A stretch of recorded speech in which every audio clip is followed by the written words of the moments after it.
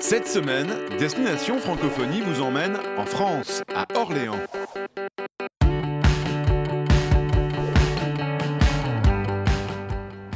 Bonjour.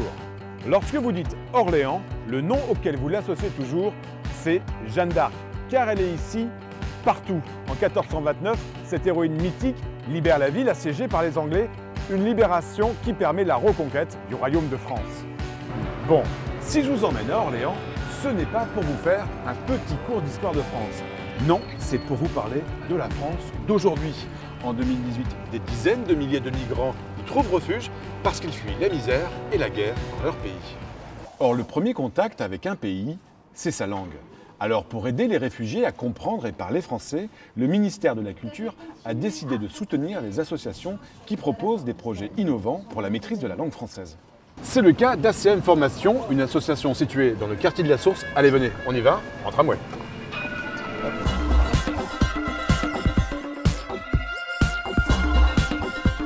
C'est dans cette banlieue d'Orléans, où vivent des dizaines de nationalités, que le centre ACM Formation a développé un incroyable projet pour encourager les réfugiés à parler français. Parmi eux, une jeune Syrienne, Lama Attab. Lama est syrienne. Il y a un an, elle a fui avec toute sa famille les atrocités de la guerre dans son pays. Comme de nombreux réfugiés, elle habite le quartier de la Source. Qu'ils soient afghans, cubains ou soudanais, tous comme Lama apprennent le français avec Ophélie Barbieri Maftou au centre ACM Formation au cœur du quartier. Pour les plonger dans la langue française, cette association va leur proposer une aventure extraordinaire. Être les auteurs et les acteurs de leurs propres pièces de théâtre. Pendant plusieurs séances, ils écrivent ensemble leurs pièces, l'enfant Cyr. Cyr comme contrat d'intégration républicaine, un clin d'œil à leur situation de réfugiés. Chacun apporte son vécu en français, mais aussi dans sa propre langue. Ils travaillent également sur l'univers du théâtre et tout le vocabulaire associé. Pour donner vie à cette aventure, Ophélie se rapproche de Thierry Falvisaner, le metteur en scène engagé du théâtre Gérard Philippe, situé à 200 mètres de l'association. Pendant 2 mois, ils vont tous se retrouver plusieurs fois par semaine pour répéter leurs pièces. Parfois, certains sont absents à cause d'un rendez-vous à la préfecture ou de problèmes personnels. Pour Lama, comme pour tous ses partenaires, c'est la première fois qu'ils montent sur scène. Ah bah dis donc, t'as perdu ton temps à s'activer. Mais le projet ne s'arrête pas là. Chaque semaine, ils se retrouvent dans les studios de Radio Campus de l'Université d'Orléans. Là, chacun enregistre sa partie de la pièce pour la faire écouter aux auditeurs de la région et leur faire découvrir aussi la réalité de leur quotidien. Enfin, tous se retrouvent devant le public pour jouer de leur pièce avec émotion et fierté lors du festival Enracinement-Déracinement organisé au sein du théâtre Gérard Philippe. À cet instant, ce n'est plus un groupe d'apprenants de français, mais une vraie troupe de théâtre.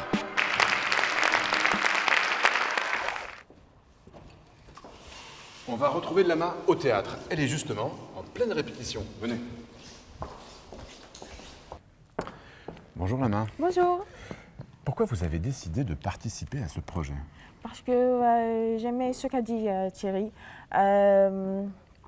Il nous a dit que je veux que tout le monde connaisse qui vous êtes sans regarder votre religion et votre nationalité.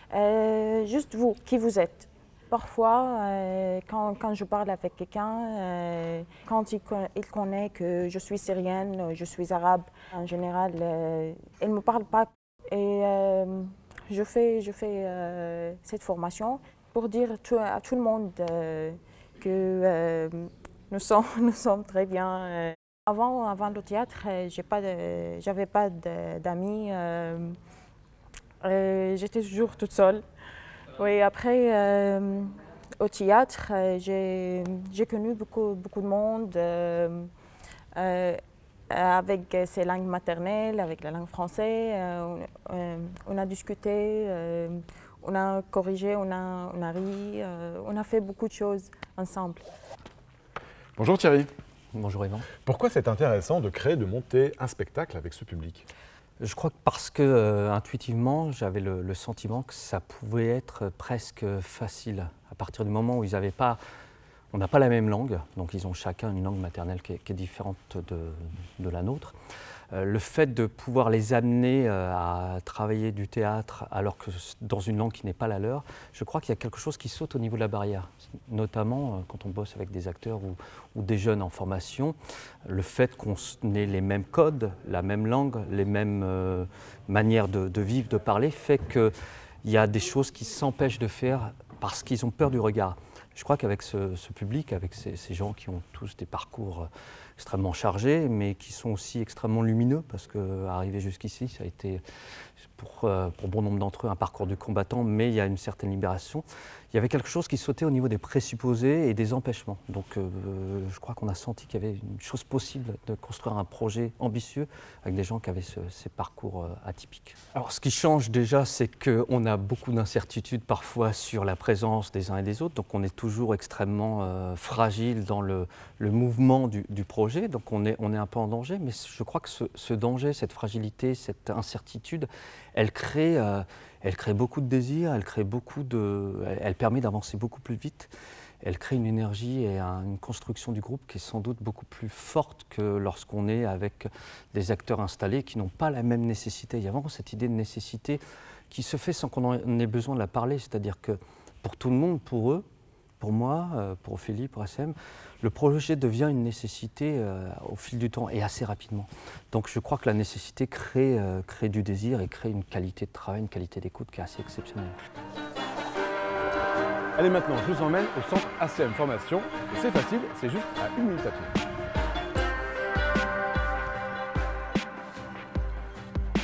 On va rencontrer Ophélie Barbieri-Maftou qui a eu l'idée de ce projet. Venez. Bonjour Ophélie. Bonjour Yvan. Pourquoi vous vous êtes lancée dans un projet pareil? En fait, on a tout de suite senti le besoin des habitants du quartier d'apprendre la langue française. Ça, on le ressent depuis quelques années maintenant à ACM Formation. Mais cette fois-ci, on a eu envie d'inscrire les apprenants dans le territoire local, c'est-à-dire aller au théâtre qui est à côté, aller à la radio qui est à côté, pour apprendre le français avec les acteurs culturels locaux. Alors c'est motivant parce qu'ils apprennent la langue, c'est leur besoin immédiat, mais aussi parce qu'ils deviennent acteurs du quartier dans lequel ils vivent. Et ça, je pense que c'est une chose qu'on oublie quand on monte des formations linguistiques, c'est que parler une langue et apprendre une langue, c'est bien de le faire en classe, mais c'est encore mieux quand on peut le faire dans son quartier, dans des situations de communication réelles. Oui, ça a été un défi, mais ça a fait partie du pacte à l'origine du recrutement des stagiaires pour cette formation. C'est-à-dire qu'ils ont tous donné leur accord pour apprendre le français de cette manière-là, qui ne correspond pas forcément à leur représentation de la scolarité, de comment on apprend une langue, et puis de faire du théâtre. Voilà. C'est-à-dire qu'à l'origine, ils sont tous d'accord pour se lancer sur le plateau et apprendre le français différemment. C'est papa. Pourquoi il n'est pas là? Il me manque. Tu sais, ton père, il aime beaucoup le combat. Alors je pense que ce qui a favorisé cette ambiance de travail, c'est la prise en compte des langues maternelles. C'est un point très important dans le projet. On a souhaité que les langues maternelles aient leur place entière dans le projet. Et je pense que la première rencontre qu'on a effectuée ensemble, c'est se reconnaître avec l'origine linguistique de chacun. Et je pense que ça a créé un climat de bienveillance, de respect, qui a permis après de se dire, oui, effectivement, le français, ça va être notre langue commune pour vivre ensemble cette aventure. Mais je pense que le respect des langues maternelles et la place qu'on a laissée à ces langues maternelles est un point très important. Le plus, c'est qu'au théâtre, ils vont jouer devant un public. Voilà. C'est-à-dire qu'ils vont communiquer en français pour être entendus. Voilà. Dans un festival dans lequel ils vont participer aussi en tant que bénévoles. Le plus de la radio, c'est, encore une fois, les mots qu'on a travaillés, qu'on a corrigés en classe, ils sont entendus par des auditeurs. Et ça, je pense que c'est vraiment la force de ces outils que sont la radio et le théâtre. C'est apprendre le français et le parler pour être entendu. Alors si vous souhaitez en savoir plus sur cet incroyable projet, rendez-vous sur notre site internet. Nous, on se retrouve la semaine prochaine pour une nouvelle destination. Et d'ici là, Bonne semaine à tous sur leur